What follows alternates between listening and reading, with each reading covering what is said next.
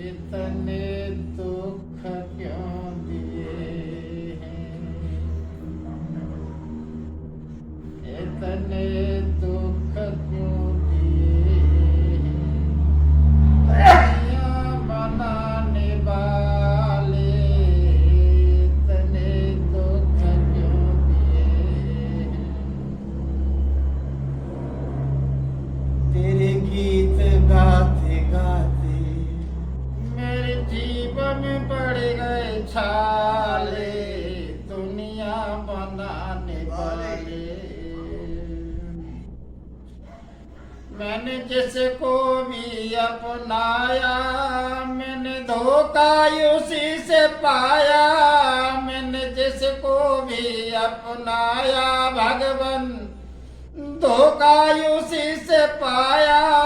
कैसी है तेरी दुनिया, कैसी है तेरी माया, कैसी है तेरी दुनिया भगवान, कैसी है तेरी माया। मैं जिधर को प्रभु जी जाऊं, अरे उधर को खड़े हैं भाले, दुनिया बनाने वाले। मेरे जीवन में पड़ गए छाले, दुनिया बनाने वाले। इतना मुझको बता दे भगवान, अब मैं अपना किसे बनाऊं। इतना मुझे बता दो भगवान, अब मैं कहाँ को जाऊं। कौन है हमारा यहाँ पर, अपना किसे बनाऊं। गुरुवर पास में बैठे भगवान, योगा कराने वाले, दुनिया बनाने वाले। तेरी कैसी प्रभु जी माया, दुनिया बनाने वाले। तो परमात्मा आपके साथ आज हम सीता स्वयंवर का थोड़ी सी झलक दिखाएंगे। और पता नहीं ये कहानी आपको सुना चुका हूँ या नहीं, लेकिन चलो। एक बार जनकपुरी में जनक जी के यहाँ एक धनुष रखा हुआ था। वो धनुष महात्मा दधीचि की नाक की हड्डी का बना हुआ था, पिनाक की हड्डी का बना हुआ था। वो धनुष, हाँ इसीलिए बोलते हैं धनुष, इतना भारी था कोई हिला भी नहीं पाता था। एक दिन सीता थी तो झाड़ू लगा रही, लीपना चाहती थी, और सुनैना घर में थी नहीं। उन्होंने एक हाथ से उठाया और नीचे उसके लीप दिया, झाड़ू लगा ली और फिर वहीं रख दिया। उस समय सीता की उम्र 5 साल 5 महीना 7 दिन की थी जिस दिन धनुष उठाया।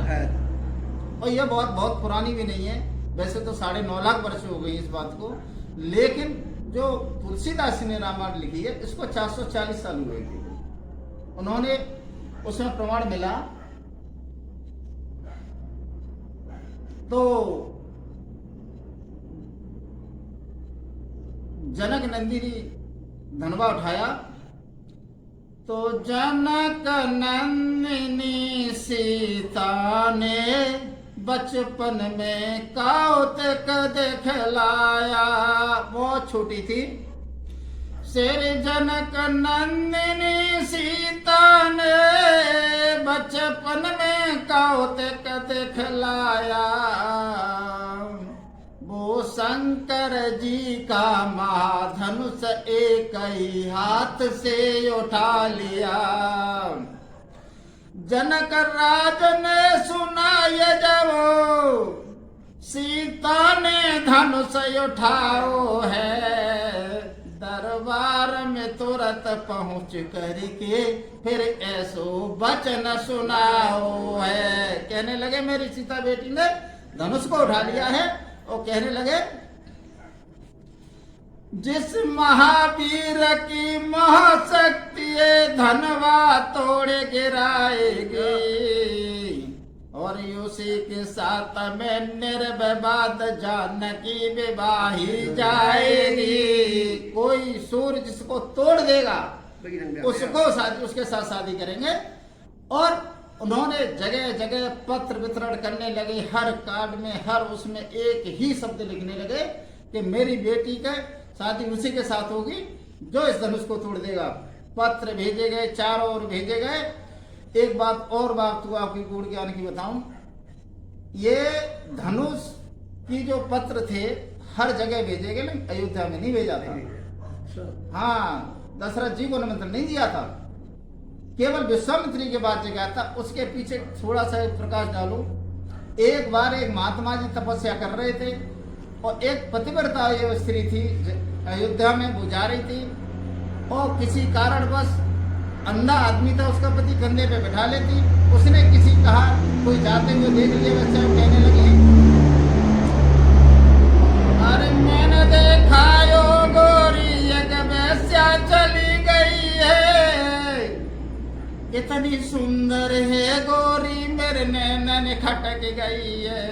अरे बा के रूप को लटका मेरे दिल को दे गया झटका, जल्दी से मोह ले चल नहीं तो शोर मच जाएगा, शोर मच जाएगा, मैं होएगा बदनाम, सोच तो न बच पाएगी, तो न बच पाएगी। ले जा रही थी और कंधे का लग गया, महात्मा के कमंडल का पानी छिड़क गया और महात्मा जी इतने रुष्ट हो गए, कहने लगी तू अपने पति के मद में इतनी अंधी इसको ले जा रही है, तूने मेरे पर पानी डाल दिया। बोले महाराज जी उनको दिखाई, अरे वो अंधा है कि तू भी अंधी है, मैं श्राप देता हूँ। पानी लिया और छींटे मार दिए, जा सुबह सूरज निकलने से पहले तेरा पति मर जाएगा, जिंदा ही नहीं रहेगा। तो औरत वो कहने लगी, महिला, बाबा जी आपने कह दिया, हाँ कह दिया, आपने बहुत बुरा किया। बोले नहीं, मैंने बोल दिया बचेगा ही नहीं सुबह तक। तो औरत वो कहने लगी, ओ बाबा जी मेरी बात सुनो, मैं पति को जीवित रख लूंगी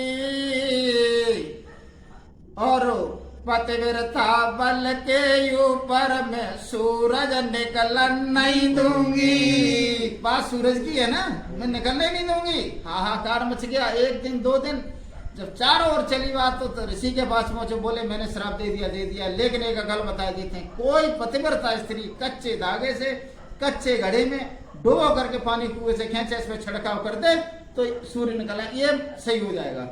और कोड़ी है, सही भी हो जाएगा। कोई नहीं मिला। कौशल्या ने कहा, महाराज मैं चाहूं तो वो बहुत परेशान है, मैं चले जाऊं। जैसे निकलने को जा रही है वैसे ही मैथरानी मिल जाती है, कहने लगी जिसके सेवक जिंदा बैठे क्यों परेशान हो रही, मैं कोशिश करके छोटे से काम के लिए क्यों जा रही। बोली छोटा काम दिख रहा है तुझे क्या। वो मैथरानी गई, कच्चे धागे में घड़ा कच्चा बांधा और पानी लिया और छींटे मार दिए। ये बात जनकपुरी में फैल गई थी। किसी तरह से ऐसे शक्तिमान आदमी है, और कोई मेहतर आ गया और धनुष तोड़ दिया तो सीता जी को दे जाएगा, तो इसलिए कारण में नहीं दिया। परशुराम का वो धनुष था, वो टूटने की शर्त थी उसके पीछे। जब वहां पर आए तो विश्वामित्र आजमगढ़ में थे उस समय, उनका आश्रम आजमगढ़ में था। उनको मिला, पाते खबर स्वयंवर की श्री जनक राज्य के धाम चले। जहां भी जिसको भी निमंत्रण मिला सब लोग चल दिए। और ये कुआर की शुक्ल पक्षी एकादशी को पत्र मिला था उनको, और द्वादशी को ये चले हैं। पाते ही खबर स्वयंवर की श्री जनक राज्य के धाम चले, और कुआर की शुक्ला द्वादश को गुरु के संग में श्री राम चल दिए एकदम। आगे जाके देखा उन्होंने, आगे जाके देखा बेहद निर्जन वन है, पशु पक्षी नजर नहीं आते हैं, सावन भी यहाँ भयानक है। जंगल में जा रहे और राम भगवान राम श्री राम कहने लगे, गुरुजी ये समझ में नहीं आ रही है सिलासी कैसी पड़ी है, औरत जैसी बनी हुई है। भगवान को विश्वामित्र जी बैठा लेते हैं, बेटा ऐसा है, ये गौतम ऋषि की नार अहल्याएं जो पड़ी हुई है। बोली ये कैसे हो गया। तो विश्वामित्र जी समझाने लगे, एक दिन की बात है, चंद्रमा ने इनकी पत्नी अहल्या को देखा जो बहुत सुंदर थी, और बार बार चक्कर लगाने लगा। इंद्र ने देखा ये बहुत सुंदर है, तो जाकर के कहने लगे कोई बहाना नहीं है, और चंद्रमा के पास पहुंचे। बोले चंद्रमा मेरे एक काम कर दो। बोले क्या काम करूं। तो मुर्गा बन जाना मैं बाबा बन जाऊंगा, इंद्र चंद्रमा की बाहें पकड़ के कहने लगा भैया एक काम कर दे मेरा, तुम मुर्गा बन जाना मैं बाबा बन जाऊंगा, तुम बाहर से आवाज लगा देना मैं भीतर घुस जाऊंगा, तुम मुर्गा बन जाना। बोले भैया तो एक बार आवाज लगा दे। गौतम ऋषि नहाने के लिए गंगा जी को जाते हैं तो मुर्गा ने आवाज लगाई रे 3:30 बजे। 3:30 बजे बोल गया वो और सोई अहिल्या को छोड़ करके गौतम ऋषि कहने लगे सुबह हो गई, ये मुर्गा भूल गया है। वो चले गए गंगा जी नहाने, लेकिन उनको पता चल गया, गंगा मैया ने बताया तुम यहाँ पर हो, तुम्हारे घर में छल हो चुका है। वो आते हैं और इसी कारण वो उन्होंने धोती की फटकार भीगी हुई थी चंद्रमा में भी मारी, जो उसमें दाग ऐसा बताते हैं, और उनको एकदम से उन्होंने कहा श्राप दे दिया और पत्थर की बना दी, तब से यहाँ पड़ी हुई है। अब ये तुम्हारे छूने से पुनर्जीवित हो सकती हैं। हाँ। तो भगवान श्री राम ने गुरु को कहने से अहिल्या का फिर मां पर उसका उद्धार किया। गुरु के कहने से भगवान ने उस नारी का उद्धार किया। इंद्र के पापों से कलंकित थी और उनका बेड़ा पार किया।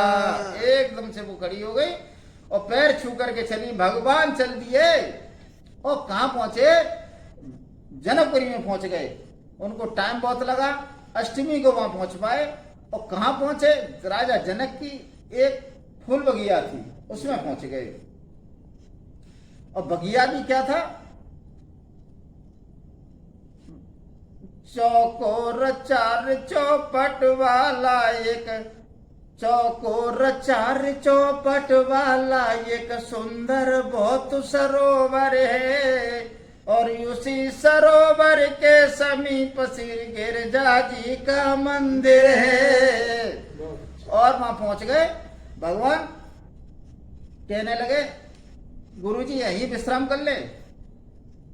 अरे चले रघुराई पहुंचे फूल बाग में जाई, चले वह रघुराई पहुंचे जाए फूल बाग में। जादिन पहुंचे अवधपुर वासी, बादिन थी अरे पूर्ण मासी। अरे खुशी मनयत छाई पहुंचे फूल बाग में जाई। उस बगिया के अंदर पहुंच जाते हैं और इधर अरे ढंग सो बैठ जाओ आज गुरुजी, अब नहीं गए बुढ़ापो के आए। अरे जोनते हमें तब काहे मैं योगा बंदरे हो न कोई ना। और कब कब निमरा करो के लागे, कब कब दे तुरे शीतला प्यारी, और कब कब भैया मेरी लागे तो कब कब लगत दाहिनी बाई।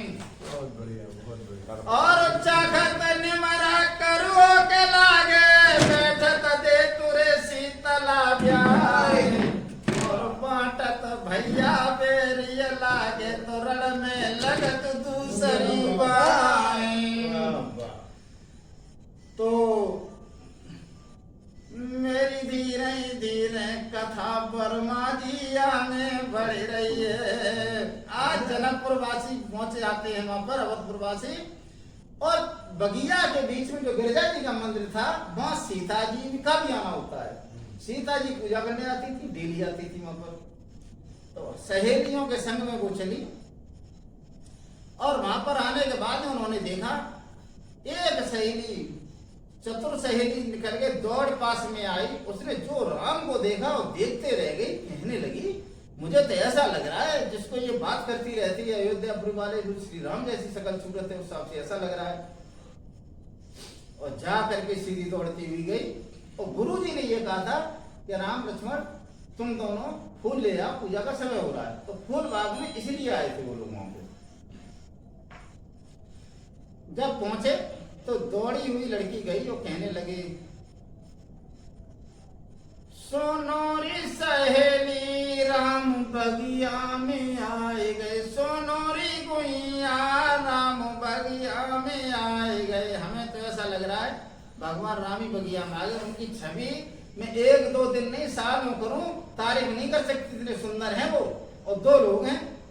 सीता जी कहने लगी, बहन तू ऐसे बोल रही तो मेरा ही मन कर रहा है देखने का। बोली चलो।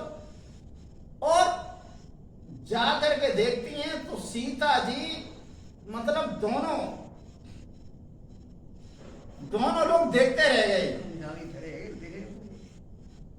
सीता जी आगे बढ़ी जो देखें और रघुवर को भी रहती निहारे, चारों अखियां एक मिल हो गई के गई अखियन में आंख समाए।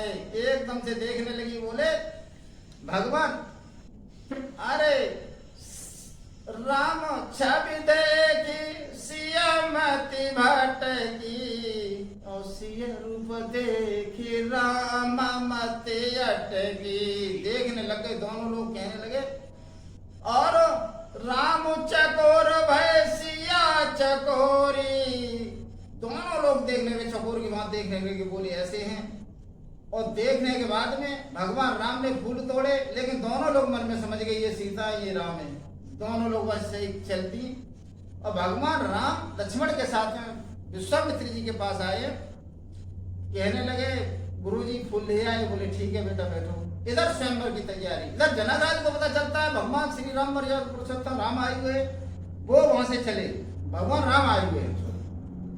वो चले और विश्वामित्र से कहते हैं आप चलो मेरे यहाँ, माँ यज्ञ होने जा रहा है स्वयंवर का। तो चल दिए भगवान राम उनके साथ में। और वहां पर देश के बड़े बड़े योद्धा बैठे और धनुष को उठाने लगे। लेकिन एक धनुष को उठाने लगे तो उठाना तो बहुत बड़ी बात है, हिला भी नहीं सके बड़े बड़े योद्धा।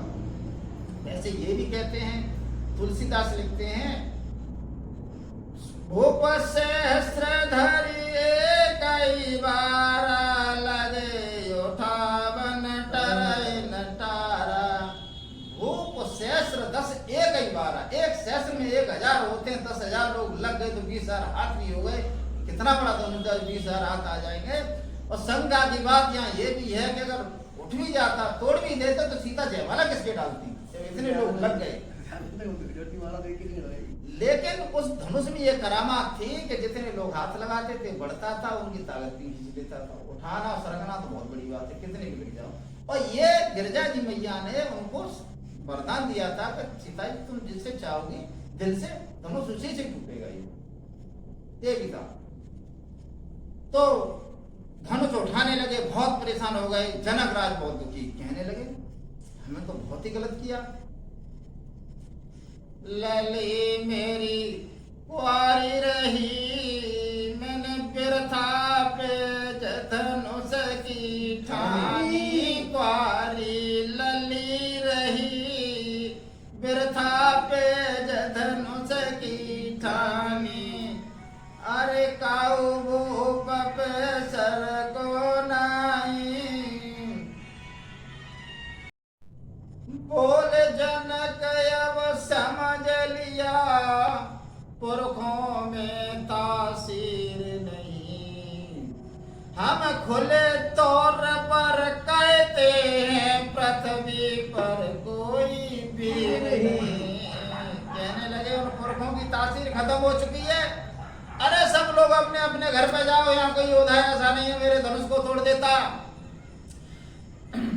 जनक राज फिर बोले हैं, अरे पुरखों में तासीर नहीं। हम खुले तौर पर कहते हैं, पृथ्वी पर कोई वीर नहीं। और भैया जाओ तुम। एकदम सारे गर्दन झुका कर नीचे खड़े हो गए। लेकिन शेषावतारी लक्ष्मण पे नहीं रुका, खड़े हो गए। तो बोले क्या जनक, फिर से बोलो क्या बोला था तुमने? क्या कहा जनक फिर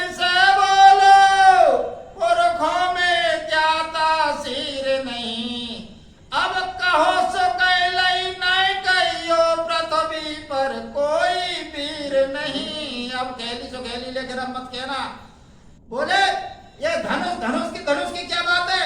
यदि आज्ञा में गुरु की पैजाम, यदि गुरु जी मुझे आज्ञा दे दे, यदि आज्ञा में गुरु की पैजाम, सारो ब्रह्मांड हिलाए डाले, अरे सूरज चांद निगल जाऊं और यम को खाक में लाई डाले।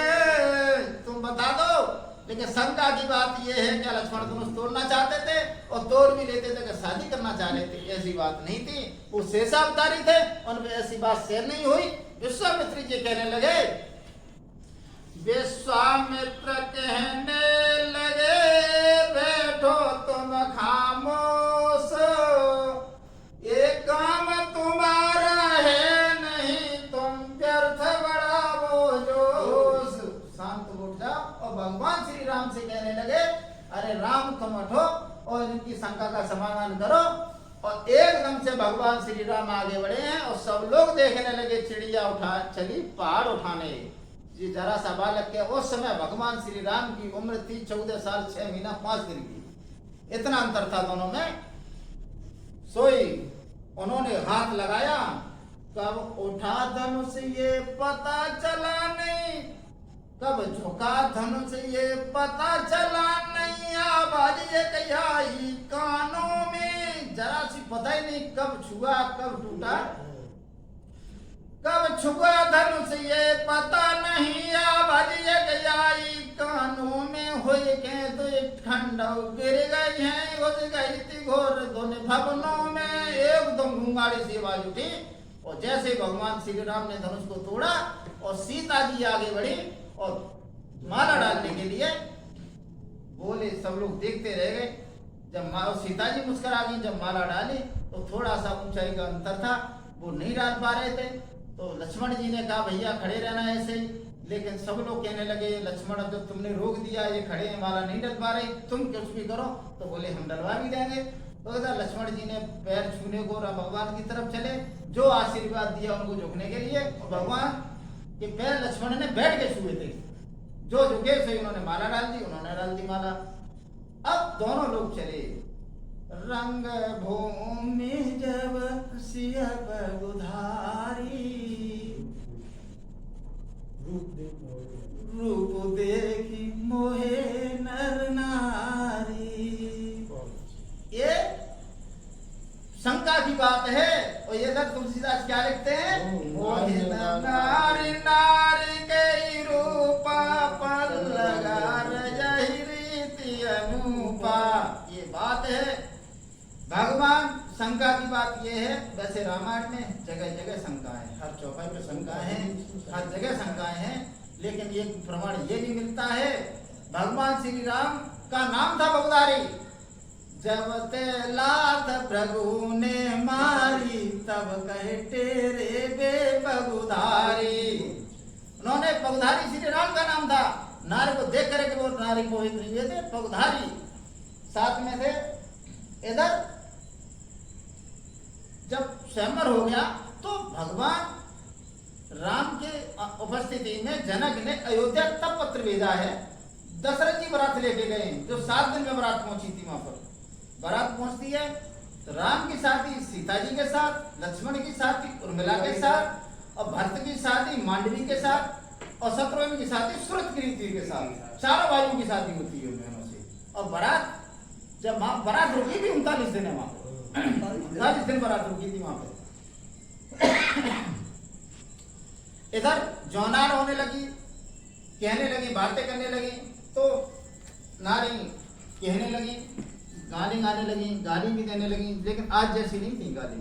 कहने लगी, तुमसे नित्याबे मेहमान हमारे घर, हरे हरे हमारे घर विद्या के धनी। एक तो अर्थ ये निकलता है, मेरे घर नित्य आवे मेहमान। एक तो तुम्हारे जैसे हमारे घर रोज आते हैं, तुमसे नित्य आवे मेहमान, तुम्हारे घर तुम्हारे रोज आते। एक तो ये है, और एक ये अर्थ ये भी है, तुम्हारे जैसे मेहमान हमारे घर हर रोज आने चाहिए। दो अर्थ हैं। तुमसे नित्य आवे मेहमान हमारे घर विद्या के धनी, कहन लेन को हम कछु नहीं मेरे कछुए पास, एक लली है तुमको दे दई रखियो अपने पास, हम सेवा मो पे कछु न बनी तुम नित्या में मेहमान, तुम्हारे घर विद्या के धनी। जब होने लगी राम जी ने पहले बोल दिया लक्ष्मण जी से तुम्हें कुछ बोलना नहीं है, कुछ भी कहती रहे। बोले ठीक है भैया नहीं बोलेंगे। महिलाएं कहने लगी है तो दोनों में से कोई भी नहीं बोल रहे। तो एक थी चंचल कहने लगी मैं बोलवाऊं उन पे, हाँ तो कहने लगी वो, ना तकदीर से होते ना पीर करे होते, अवधपुरी में लड़का पैदा खीर से होते, अवधपुरी में लड़का पैदा खीर से होते। भगवान राम लक्ष्मण चारों भाई हवन की खीर से पैदा थे। उनको बताती तो वो कहने लग गई। जब से ये सुना तो लक्ष्मण जी कहने लगे भैया बहुत हो गया इनका ड्रामा, हमसे रुका नहीं जा रहा। बोले अब तुम बोल दो, इनने तो हद कर दी, पुरानी औकातियां बोल दी इन्होंने, फिर से पैदा बता रही हैं। तो लक्ष्मण जी कहने लगे ना जोर कर होती ना शोर कर होती, जनकपुरी में लड़की धरती फोर कर होती, जनकपुरी में लड़की धरती फोर कर होती। इस तरह से उन्होंने शादी की, क्योंकि सीता जी को जमीन से पैदा हुआ बताते हैं, इसलिए लक्ष्मण जी ने ये बात बोल दी। उसके बाद में विश्वामित्र जी के साथ में दशरथ जी चारों बहुएं चारों बेटों को साथ में ले जाते हैं। ये महा आ गए थे आते आते, महा की कोई व्यक्ति उस समय तक पहुंचे हैं। ठीक है।